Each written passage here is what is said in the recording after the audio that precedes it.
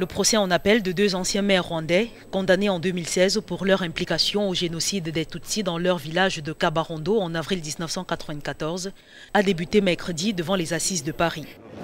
Octavien Gwenzi, 60 ans, et Tito Baraïra, 67 ans, qui ont toujours nié leur implication dans les massacres, ont déjà été condamnés à la prison à vie. La défense dénonce un procès politique. Cette condamnation était la seconde et la plus lourde prononcée en France en relation avec les massacres au Rwanda, après celle confirmée en appel de l'ex-capitaine de l'armée, Pascal Simbikwanga, à 25 ans de réclusion pour génocide et complicité de crimes contre l'humanité.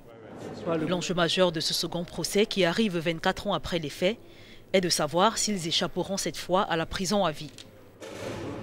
Oui, en réalité, c'est un procès qui recommence à zéro, puisque ce sont de nouveaux jurés, de nouveaux magistrats. En fait, nous, on n'a qu'une attente, c'est que le verdict de première instance soit confirmé dans 2 mois, à la fin du procès. On ne comprendrait pas qu'on prononce un verdict différent.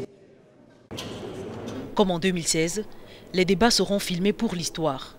Des dizaines de témoins seront entendus, venus du Rwanda ou en visioconférence. Au total, 34 victimes ou associations se sont constituées en partie civile pour ce procès.